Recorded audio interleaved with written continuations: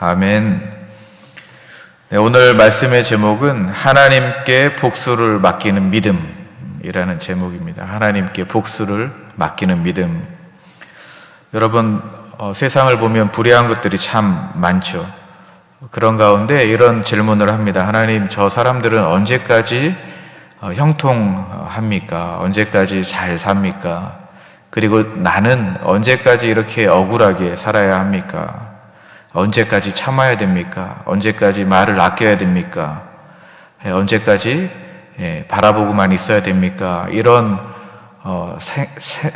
삶을 우리가 또 살아가기도 하고 그런 생각을 하기도 합니다. 오늘 우리가 본 94편은 이러한 질문들에 대한 답을 하나님께서 주십니다.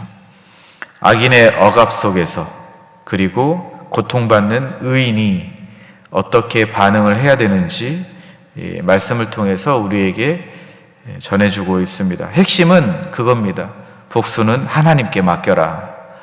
복수는 하나님께 맡기고 의인들이 해야 될 것은, 믿는 자들이 해야 될 것은 인내하며 참고 기다리는 것이다. 이것이 94편 말씀의 핵심입니다. 여러분, 로마서 12장 19절 말씀에 그런 말씀이 있죠. 원수 갚는 것이 내게 있으니 내가 갚으리라. 하나님이 말씀하시는 겁니다. 하나님께 맡기는 것이 바로 신앙이다. 이런 핵심입니다. 여러분, 억울한 일을 당했을 때 스스로 갚는 것이 아닙니다. 내가 스스로 갚는 것이 아니고요. 오늘 94편을 세 부분으로 나누면 내가 이런 어려움 가운데, 고통 가운데 있을 때 첫 번째로는 하나님께 나아가서 호소해야 된다. 이것이 첫 번째 핵심 메시지이고요. 두 번째는 하나님이 주시는 이 고난, 이 고통, 이 징계가 있는데 이 징계는 훈련이고 교육이고 나를 사랑하시기 때문에 주시는 하나님의 복이다라는 것이 두 번째 핵심 메시지입니다. 그리고 세 번째 메시지는 여호와 하나님만 의지하라라는 것이 세 번째 핵심 메시지입니다.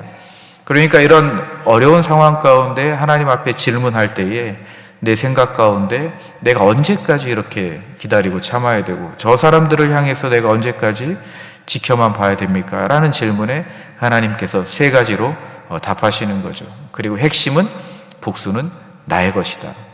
의인은, 믿는 자들은 기다리고 인내하고 참는 것이다. 이것이 94편에서 이야기하는 핵심 메시지입니다. 그러면 이제 첫 번째로 우리가 말씀을 보면 4절 말씀을 한번 보시죠. 시편 기자는 지금 극심한 고통 가운데 있는데요. 4절 말씀에 보면 어떤 상황이냐면 악인들이 마구 짓거립니다. 마구 짓거리며 오만하게 떠들고 그리고 죄악을 행하는 자들이 다 자만합니다. 거드름을 피우는 거죠. 그 행동이 어떠냐면 5절과 6절에서 그 행동이 하나님의 백성을 짓밟아요.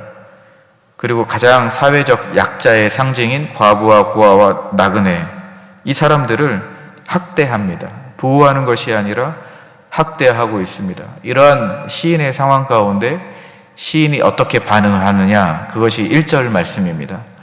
1절 말씀을 우리 한번 같이 읽어보겠습니다. 시작. 여호와여, 복수하시는 하나님이여, 복수하시는 하나님이여, 빛을 비추어 주소서. 악인의 그 상황 가운데, 시인의 그 상황 가운데, 시인은 이런 상황 가운데 어떻게 반응을 하냐면, 첫 번째로는 복수하시는 하나님이요, 복수하시는 하나님이요, 하나님께로 달려갑니다. 악인에게 달려가서 대항하지 않습니다. 세상 법정에 호소하지도 않습니다. 그냥 바로 하나님께 달려갑니다. 복수하시는 하나님, 복수하시는 하나님 두 번 반복하는데요. 하나님의 공의와 하나님의 정의가, 하나님의 재판이 있다라는 겁니다. 그걸 믿고 있는 거예요. 하나님이 하실 것이라는 것을 굳게 믿고 있는 것입니다. 그러니까 하나님 앞에 먼저 달려가는 것이죠. 이게 믿음입니다. 믿는 자들이 해야 될 반응인 것이죠. 복수는 하나님이 하시는 것이다. 원수를 갚는 것은 하나님이 하시는 것이다. 재판은 하나님이 하시는 것이다. 공평과 정의의 주관자는 바로 하나님이시다 라는 그 믿음이 이 시인의 마음 가운데 있었던 것입니다. 빛을 비추어 주시옵소서 라는 표현도 법정의 판사가 입장을 하면 그 가운데 진실이 드러나지 않습니까? 진실의 빛이 드러나는 거죠. 마찬가지입니다. 하나님께서 재판을 하실 때에 그 어둠 속에 숨어 있는 그 악들이 드러난다는 것을 굳게 믿고 있는 것입니다. 그래서 지금 시인이 달려가는 곳은 하나님께로 달려가고 있다. 2절 말씀에 보시면 마땅한 벌을 주시옵소서. 공의로운 심판을 지금 요청하고 있는 것이죠. 3절 말씀에 여호와여 악인이 언제까지 개가를 부르리이까. 간절합니다. 시인의 마음이 지금 간절해요. 하나님, 악인들이 언제까지 저렇게 의기양양하게 행동하는 것을 제가 봐야 되겠습니까? 견딜 수 없는 상황입니다. 이것이 기도의 패턴입니다. 이 구약의 많은 시편들을 보면 기도 패턴이 이렇게 반복됩니다. 시인의 절박한 고통과 그런 마음들을 숨김없이 하나님 앞에 호소합니다. 그리고 하나님만이 해결하실 수 있다라는 것을 믿음으로 고백해요. 사실 94편 시뿐만이 아니라 다른 시도 분석을 좀 해보면 시인들은 대부분 그렇습니다. 이렇게 기도하는 것들이 패턴으로 나타납니다. 하나님 앞에 모든 것을 다 토로하는 거예요. 절박함을 토로하고 그 마음에 있는 그 아주 깊은 곳에 있는 속마음까지도 하나님 앞에 호소합니다. 그런데 그 호소하는 가운데 전제되어 있는 그 믿음은 뭐냐면 하나님이 해결해 주신다라는 그 믿음이 시인들의 고백 가운데 다 깔려 있습니다. 여러분, 우리가 기도할 때도 마찬가지죠. 우리가 모든 것을 하나님 앞에 쏟아내지 않습니까? 우리가 모든 것을 다 쏟아낼 때에 그 기저에 깔려있는 우리의 믿음은 뭐냐면 하나님이 해결해 주신다. 그 믿음이 우리 안에 깔려 있어야 합니다. 이것이 신앙인입니다. 그리고 의인입니다. 의인의 기도가 바로 이러한 기도인 것이죠. 여러분, 이 말씀을 가지고 우리가 이제 묵상할 때에 우리가 어떻게 우리의 삶을 한번 성찰해 볼 수 있겠습니까? 우리는 누군가로부터 부당한 대우를 받을 때가 있습니다. 억울한 일을 당할 때가 있죠. 오해를 받을 때가 있습니다. 그때에 우리가 첫 반응이 중요합니다. 어떻게 반응하시겠습니까? 내가 가만히 있지 않겠다. 눈에는 눈, 이에는 이. 내가 배로 되돌려 주겠다. 이런 생각을 또 할 수가 있죠. 그러나 성경은 분명히 이야기합니다. 아까도 말씀드렸다시피 로마서 12장 19절 말씀을 풀로 한번 읽어드리면 내 사랑하는 자들아 너희가 친히 원수를 갚지 말고 하나님의 진노하심에 맡기라.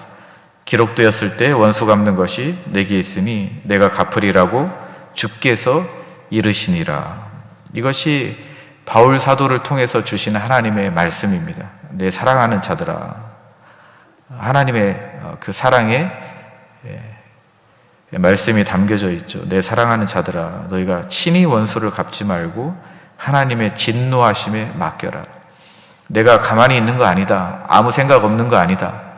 내가 마음이 평안한 거 아니다. 나도 진노하고 있다. 내 진노에 맡겨라 라고 하나님이 말씀하고 있습니다. 그러니까 우리가 스스로 갚으려고 해서는 안 되겠죠.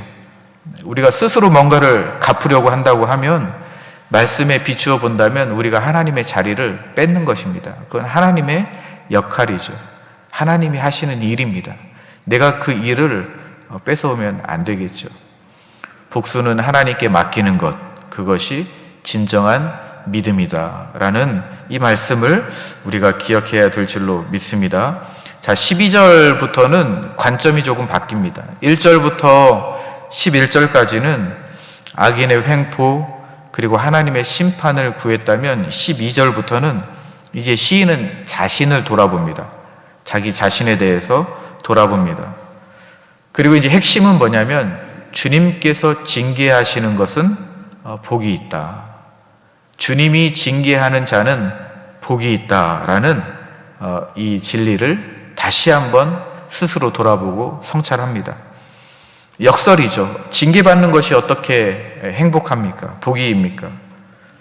우리가 징계를 받는다라고 하면 대부분은 인정하기 싫어합니다. 내가 왜?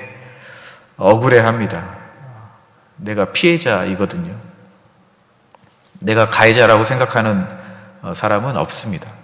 대부분은 내가 잘못했더라도 나는 피해자다라는 생각을 하게 됩니다. 그런데 여기에 보니까 징계받는 것은 복이 있대요. 징계받는 것을 인정하라는 겁니다. 받아들이기 힘들지만 징계는 복이고, 이 복이라는 이 의미는 아슈레이라는 히브리어인데, 이거는 행복하다라는 의미로 우리가 생각할 수가 있습니다. 징계받는 것은 행복한 것이다. 여러분, 왜 말씀이 그렇게 이야기할까요? 왜 징계는 행복한 일일까요? 왜 징계가 우리에게 복을 가져다 줄까요? 히브리서 말씀에 보니까, 히브리서 12장 6절 말씀에 우리가 다 아는 말씀입니다.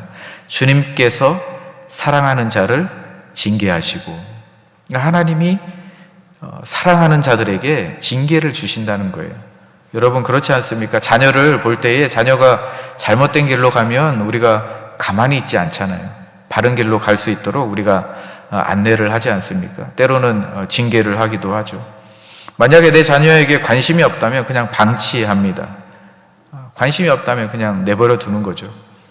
물론 그런 부모는 없습니다. 내가 관심이 없는 사람이라면 잘못을 하든 나쁜 짓을 하든 그냥 내버려 둡니다. 그러나 내가 사랑하는 사람이 잘못된 선택을 한다고 하면 우리는 반드시 바른 말을 하고 바르게 안내를 하는 거죠. 왜냐하면 사랑하기 때문입니다. 하나님이 우리를 사랑하시기 때문에 징계를 주신다는 겁니다. 그런데 말씀에 표현해 보니까 어떻게 되어 있냐면요, 12절 말씀에 여호와여 주로부터 징벌을 받으며 주의 법으로 교훈하심을 받는 자가 복이 있나이다. 주님의 법으로 교훈하신다라고 했거든요. 그러니까 징계에는 분명한 목적이 있다는 겁니다. 어떤 목적입니까? 교훈을 주기 위해서 징계하신다는 거예요. 교육하기 위해서, 훈련하기 위해서. 그러니까 징계라는 것은 심판이 아닌 거죠. 심판이 아니라 징계라는 것은 교육적 목적이 있는 겁니다.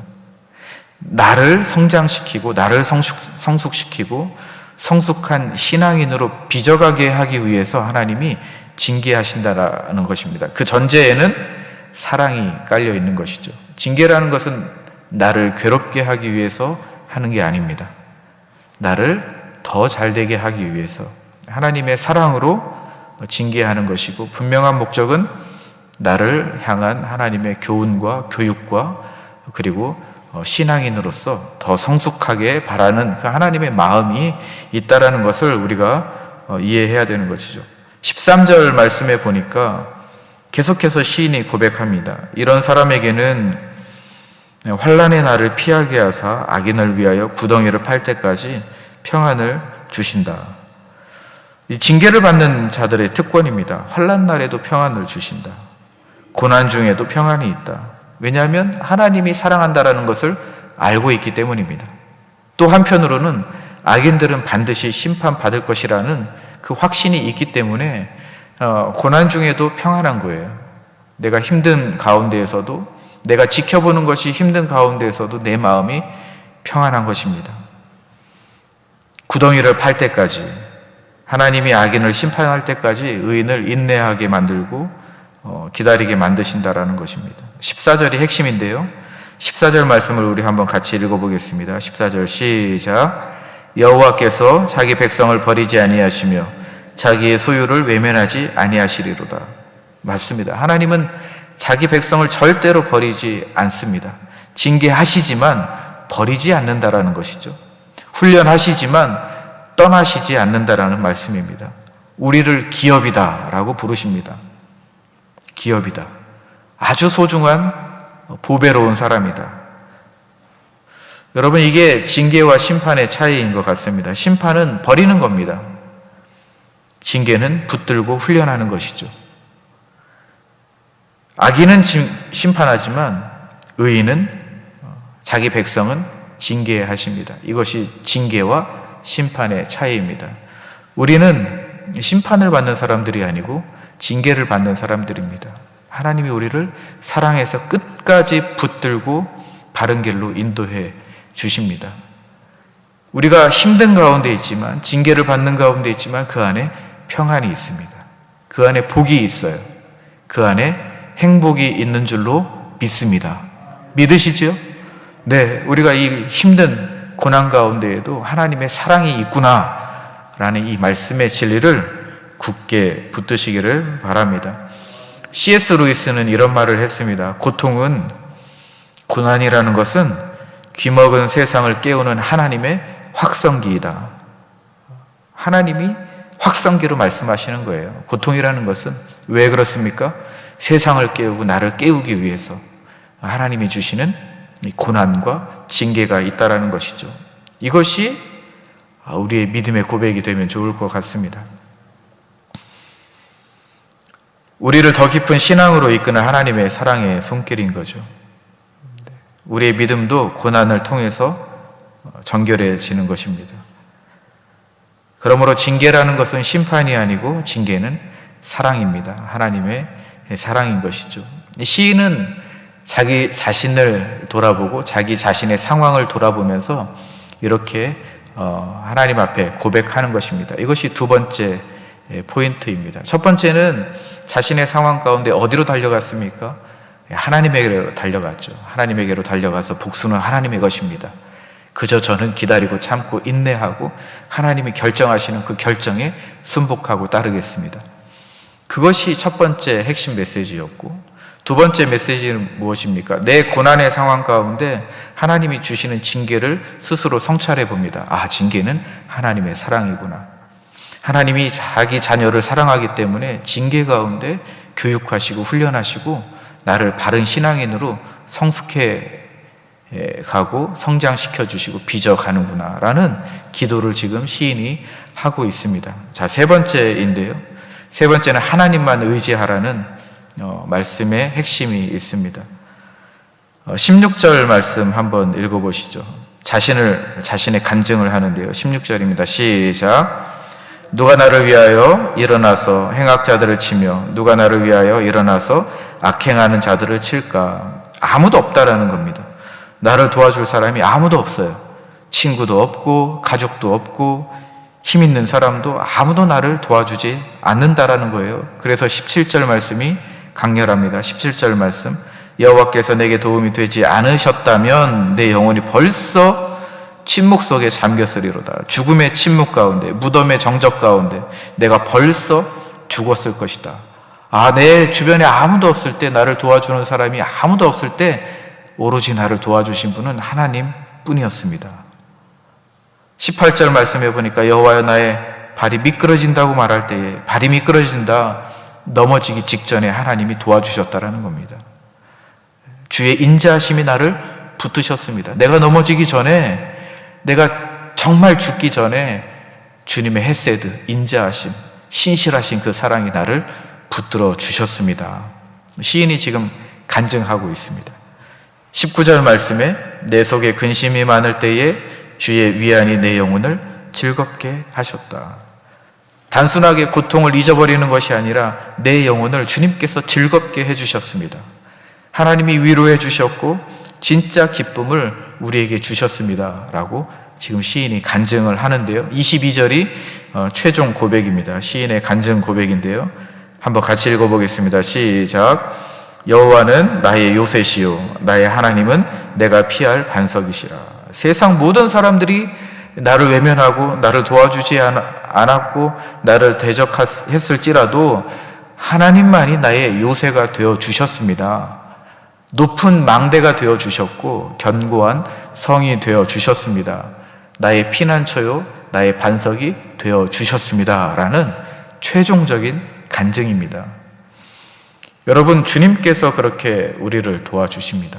주님께서 우리를 그렇게 인도하시고 우리가 정말 죽기 직전까지 갔을 때에, 내가 미끄러져 넘어지기 직전에 주님께서 하시는 행동은 뭐냐면 신실하신 그 사랑으로 나를 붙들어 일으켜 세워주신다라는 사실이죠.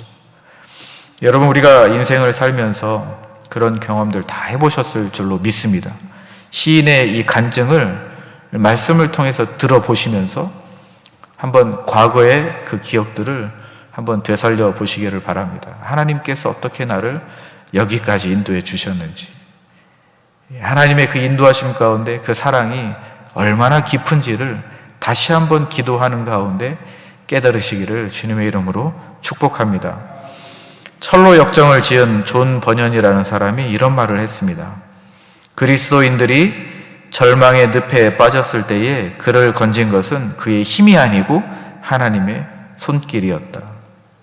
우리가 인생을 되돌아보면 그런 것 같죠. 우리의 능력으로 우리가 이렇게 살아온 것이 아니라 하나님의 은혜였다. 모든 사람들이 나를 외면했을지라도 하나님만이 나의 요새셨다. 하나님만이 흔들리지 않는 반석이셨다. 그래서 우리는 하나님만 의지하는 것입니다. 이 시편 94편 우리 전체적으로 첫 번째 핵심 메시지, 두 번째, 세 번째 이 핵심 메시지를 통틀어서 하이델베르그라는 이 교리와 연결을 한번 해보면 하이델베르그 교리문답에 1문에 이런 질문이 있습니다.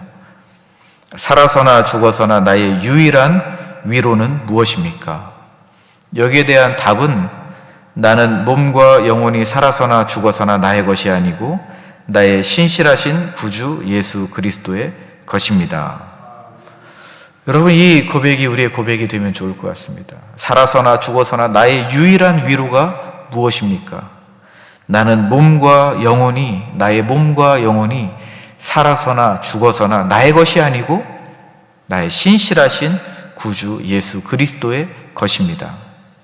여러분, 첫 번째 핵심 메시지, 하나님께 복수를 맡기는 것, 이것은 내 인생이 내 것이 아니라 주님의 것임을 인정하는 것입니다.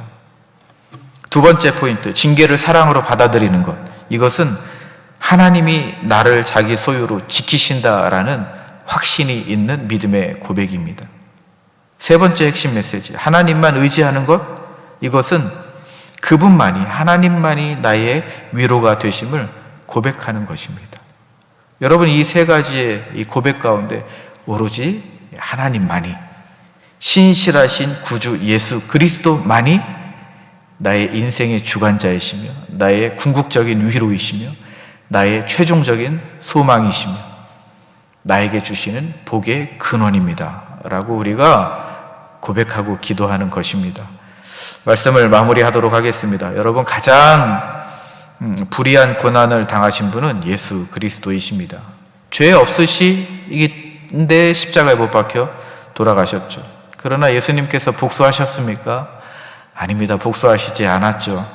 오히려 아버지, 저들을 사하여 주시옵소서, 저들이 하는 것을 알지 못합니다 라고 기도하셨습니다.